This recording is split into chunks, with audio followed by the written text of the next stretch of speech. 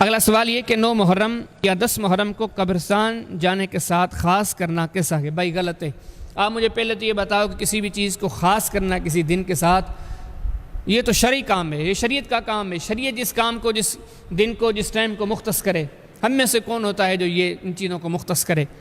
ہمارے ہاں لوگ اس چیز کو معمولی سمجھتے ہیں۔ خاص طور پر دیکھیں کہ 9 محرم پر یا بعض علاقوں میں 10 محرم پر یہ رسم جاری ہے، سارے مرد، سارے عورتیں، سارے ہجوم کی صورت میں قبرستانوں پر اکٹھے ہیں۔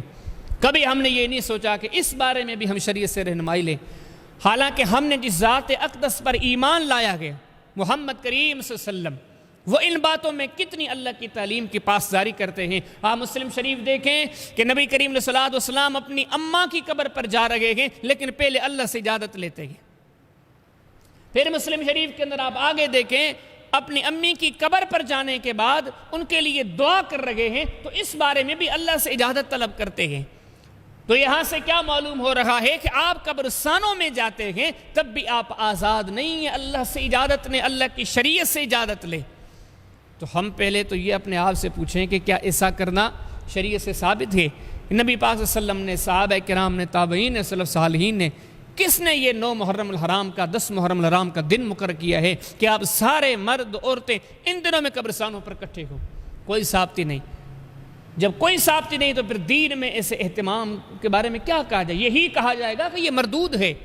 جیسے نبی کریم علیہ السلام کی حدیث بھی ہے صحیح مسلم کے اندر، آپ نے فرمایا کہ من احدث فی امرنا ھذا ما لیس منہ فہو رد، اس دین میں کوئی بھی نئی چیز کو ایجاد کرے گا وہ مردود ہے، اور ایسی مردود ہے۔ یہ بھی مسلم شریف کی حدیث ہے کہ یہ مردود کام اللہ کی نظر میں، اللہ کی شریعت میں سب سے برا کام ہے، کہ نبی کریم صلی اللہ علیہ وسلم نے فرمایا جس عمل کی میں نے تعلیم نہیں دی، شریعت نے اجازت نہیں دی، کوئی اپنی طرف سے اس شریعت میں اس کو ایجاد کرتا ہے، وہ عمل مردود ہے، اور اللہ کی نظر میں، شریعت کی نظر میں بدترین عمل ہے۔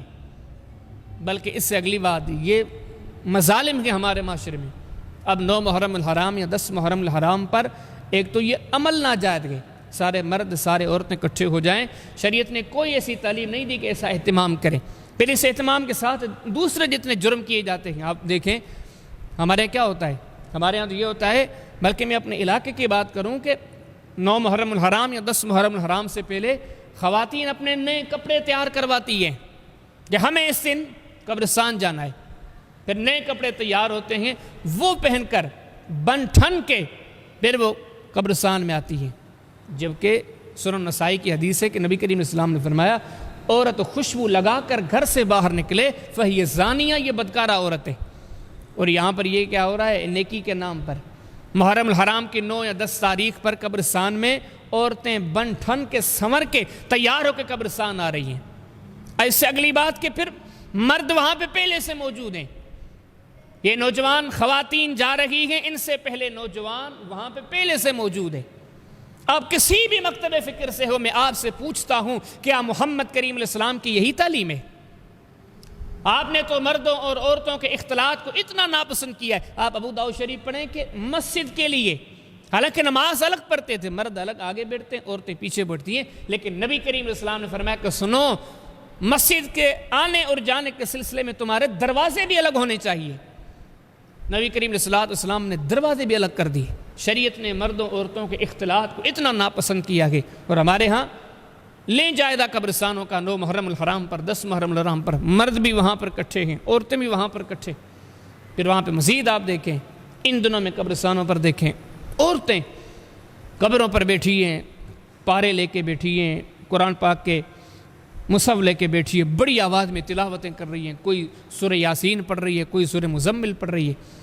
حالانکہ بخاری شریف کے اندر آتا ہے کہ نبی کریم علیہ السلام نے فرمایا اگر عورتوں کی امامت کرے، یہ ساری عورتوں کی جماعت کے، عورتوں کی امامت کرنے والی عورت سے نماز میں غلطی ہو جائے تو پیچھے والی عورتوں کو کہا گیا کہ آپ اسے سبحان اللہ نہیں کہہ سکتی، آپ پیچھے سے تالی بجائیں تاکہ آپ کی امامت کرنے والے خاتون کو پتہ چلے کہ مجھ سے غلطی ہو گئی ہے۔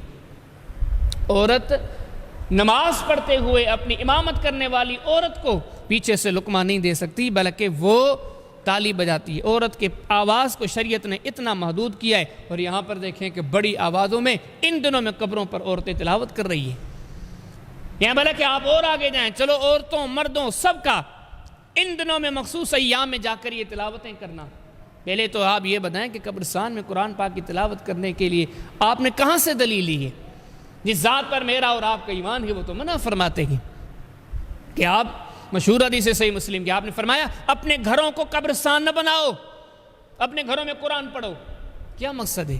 گھروں میں قرآن پڑھو، یہاں قرآن پڑھا جائے، قبرستان نہ بناؤ کہ یہاں پہ قرآن نہیں پڑھا جاتا۔ وہ کتنی ساری حدیثیں ہیں، وہ بھی مسلم شریف کی حدیث ہے۔ ایک پوچھنے والے نے پوچھا، سوال کرنے والے نے سوال کیا، اللہ کے رسول میں قبرستان جاؤں تو کیا کروں؟ اگر قبرستان میں قرآن کی تلاوت جائز ہوتی تو نبی کریم صلی اللہ علیہ وسلم قطعاً اچھی بات چھپاتے نہیں، قطعاً نیکی نہیں چھپاتے، آپ اسے فرماتے وہاں جا کے تلاوت کرو، وہاں جا کے یہ اذکار کرو۔ نہیں، نبی کریم صلی اللہ علیہ وسلم نے فرمایا کہ وہاں جاؤ تو قبرستان والوں کو سلام کہو۔ یہ کلمات نبی کریم صلی اللہ علیہ وسلم نے سکھلائے، تلاوت کیوں نہیں سکھلائی؟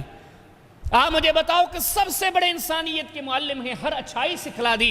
سائل سوال بھی پوچھ رہا ہے میں قبرستان جاؤں تو کیا کروں، لیکن نبی کریم صلی اللہ علیہ وسلم نے کیا کہا؟ آپ نے فرمایا کہ سلام جا کے کرو، تلاوت کی تعلیم نہیں دی۔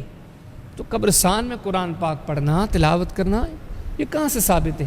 نبی کریم صلی اللہ علیہ وسلم کسی مسند حدیث آپ کو نہیں ملے گا کہ نبی کریم صلی اللہ علیہ وسلم نے آپ کے صحابہ میں سے کسی نے قبرستان میں جا کے تلاوت کی ہو۔